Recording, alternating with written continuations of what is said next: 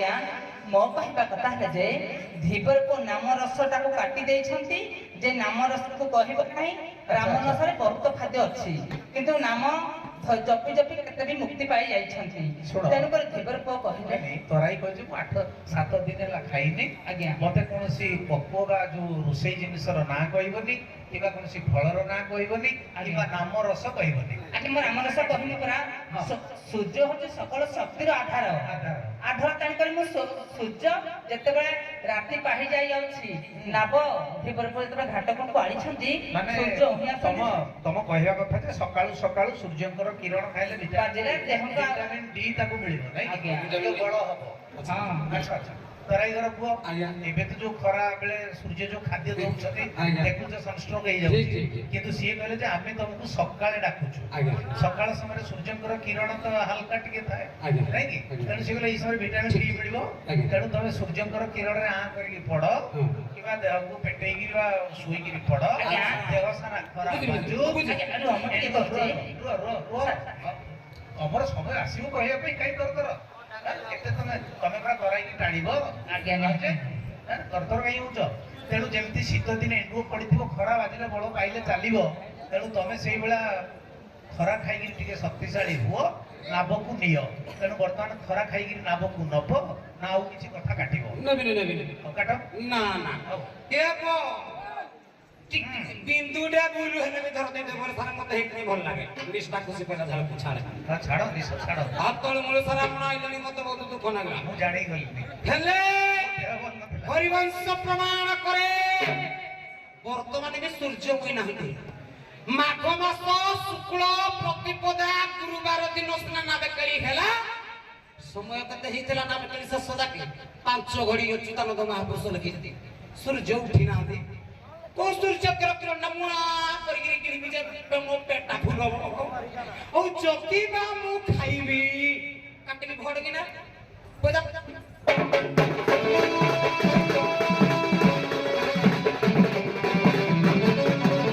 Kilo खाद्य बिहुन के मर शरीरे जहाँ तिला अंशे बळलो जहाँ तिला टिके किरण बाजी मारू तो सूर्य को किरण बाजी मारू से तो कोई गला होई छाड़ो खेली निरपाय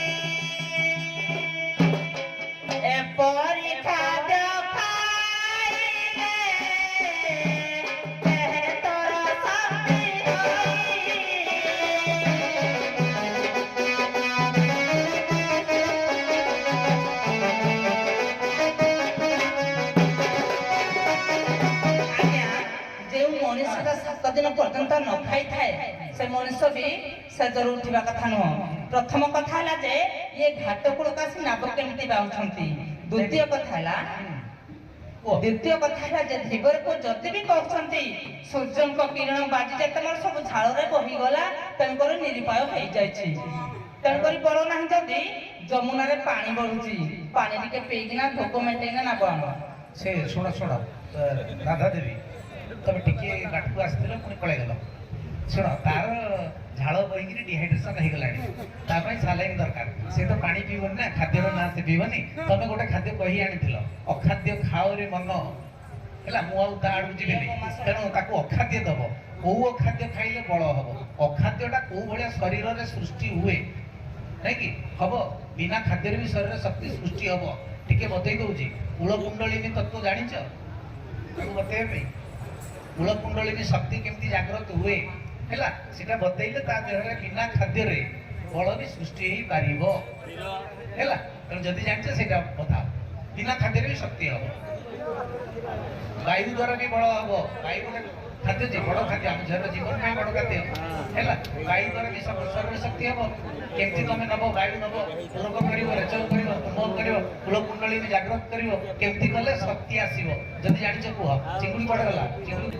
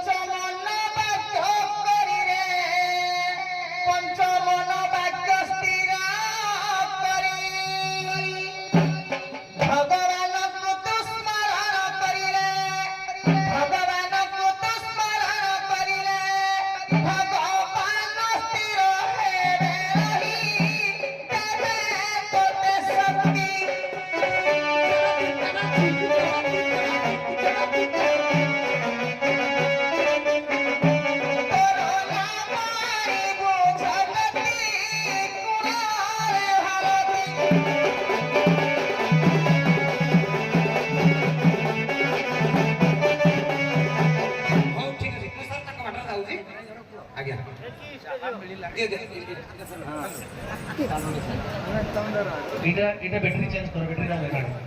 শোনো সে যেতে জানিছে যা কইলে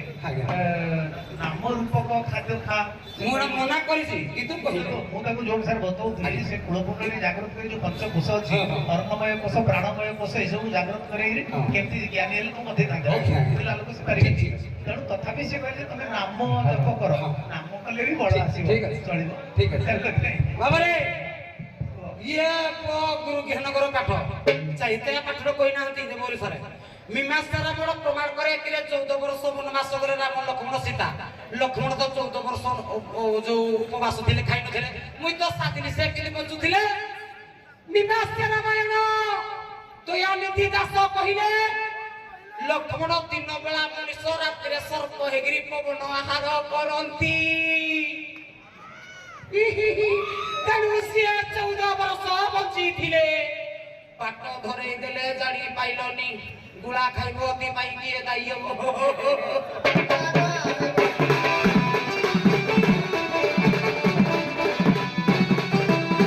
তিনটা কথা গোটে হলা খাদ্য আর গোটে ভগবানଙ୍କର নাম পদে পদে পদে পদে কাটিবা আচ্ছা ও খাদ্যটা কোন খাদ্য না আরে যাউনি কইলে ও খাদ্য খাও রে মন স্বর্গত লোকনাথ কর কইলে কইলে ও খাদ্য খাও রে মন প্রিয় গো মাংস পানি ও খাদ্য খাও রে মন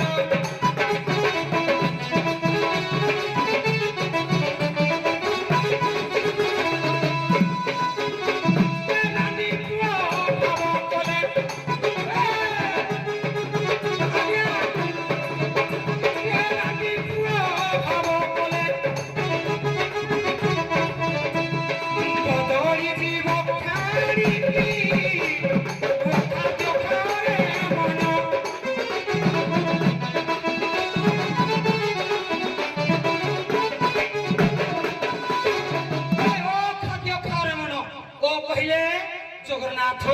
কে কহিলে অতি বড় জগন্নাথ দাস ওড়িয়া ভাগবতর কহিলে কইলে ওকার আকারঙ্ক মধ্যে গায়ত্রী বেদ ছন্দ বাদে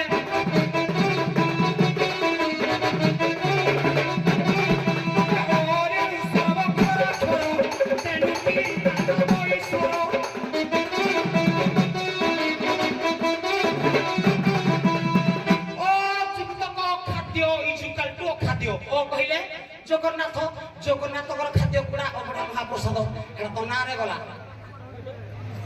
আগে যে হলে বাগাই না তারপরে কইলে ভগবান ও কি কইলে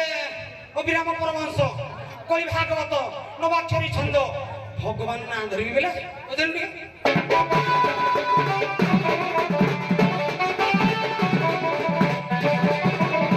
কইলে তো কিসা করিবি ভজন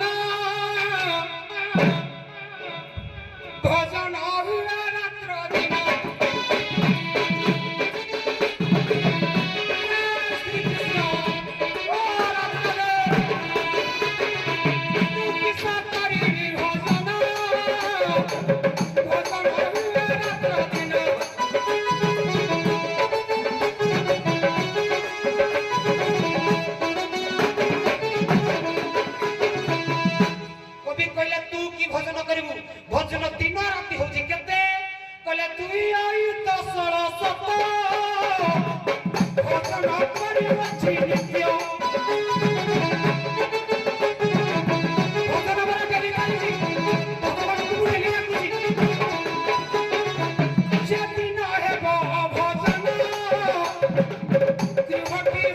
ଶିବ ଶୂନ୍ୟ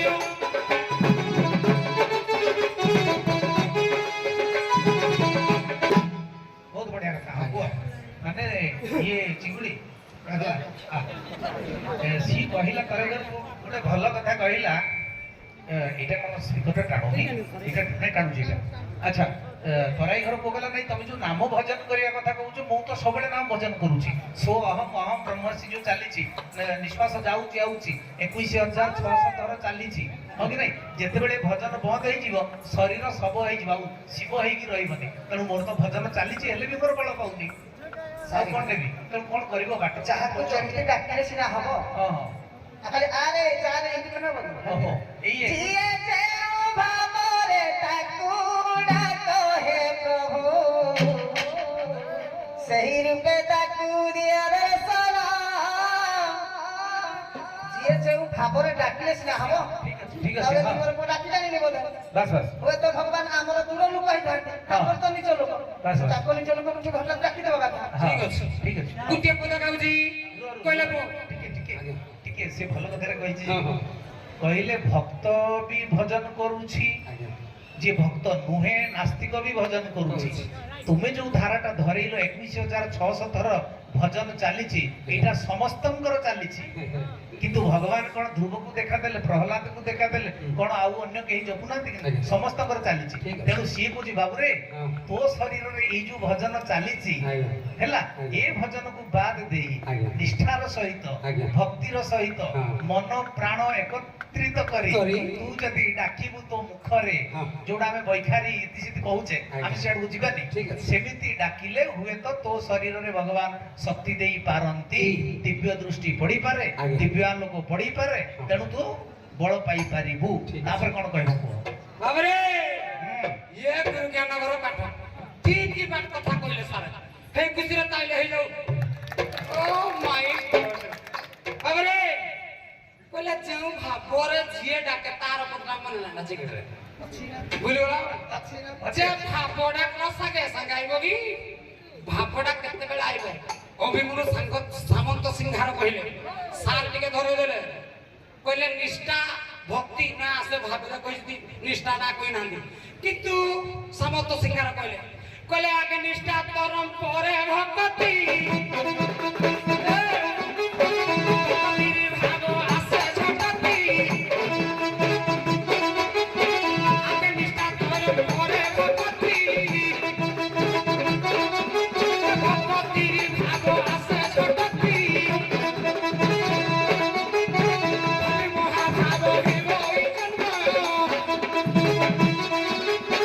মহাভাব জন্ম হিব এই কাম আগে নিষ্ঠা তারপরে ভক্তি তারপরে যাই ভাব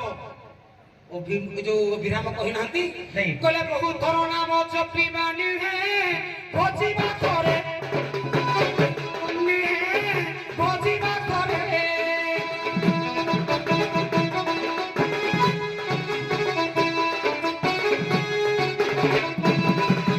ଥରେ ନାମ ଭଜି ହାତି ଦୂରକ ଭାବ ସୂତ୍ରରେ ଦେବା ବି ଭାବ ସୂତ୍ରରେ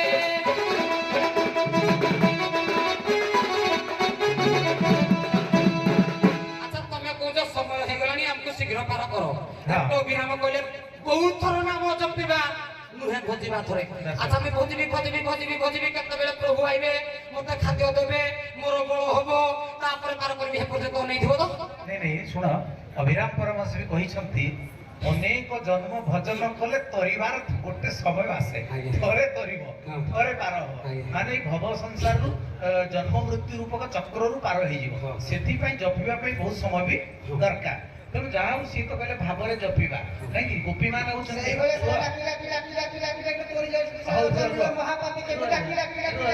ହଉ ଶୁଣ ଗୋପୀ ମାନଙ୍କ ପାଖରେ ତ ଭାବ ନଥାଏ ମହାଭାବ ଥାଏ ଯୋଉ ରସ ପ୍ରଣୟ ଭାବ ମହାଭାବ ମାନେ ଗୋପୀ ମାନେ ଭକ୍ତିର ସବୁ ଊର୍ଧ୍ୱରେ ଭକ୍ତିର ଆଚାର୍ଯ୍ୟ ହଉଛନ୍ତି ଗୋପୀ ମାନେ ତେଣୁ ତମ ପାଖରେ ମହାଭାବ ଅଛି ତାକୁ ବତେଇ ଦଉନ ପୁଅରେ ମହାଭାବଟା ଏଇଆ ଏଇ ଭାବରେ ଡାକେ ଯେ ହବ ଥରେ ଆଉ ସମୟ ଦେବିନି ଏଇଟା ଲାଷ୍ଟ ସାରେ କୁହ ଯେମିତି ଅଜାଙ୍କର ମହାପାପୀ କଣ ଥରେ ଡାକିଥିଲେ ହଉ ରାମ ନାମଟାକୁ ସେ ବାର ବାର ଡାକିଲା ମୁକ୍ତି ପାଇଲା କି ନାହିଁ? ଆଚ୍ଛା କେତେ ସମୟ ଗୋଟେ ଦରକାର ନା ହଁ ସମସ୍ତ ହେଇକି ପାଖାପାଖି ହେଇଗଲାଣି ଅଧଘଣ୍ଟା ହେଇ ଚାଲିଲାଣି ଆଉ କେତେ ସମୟ ବାକି ଅଛି? ହଁ ମହାଭାରତ ଆଇସନେ ତେଣୁ ଗୋପୀ ମାନେ କହିଲେ ହେତେବେଳୁ ବତେଇ ଆସିଲୁଣି ସେତେବେଳୁ ଏବେ ପର୍ଯ୍ୟନ୍ତ ହେଇପାରୁନି। ଆଚ୍ଛା ହଉ ହଉ ଠିକ ଅଛି ହଉ ମହାଦେହ କାଲି ଆସିବ ତା ମନ ପାଉନି। ମହାଭାବ କେମିତି ହବ ହଉ ଛାଡ।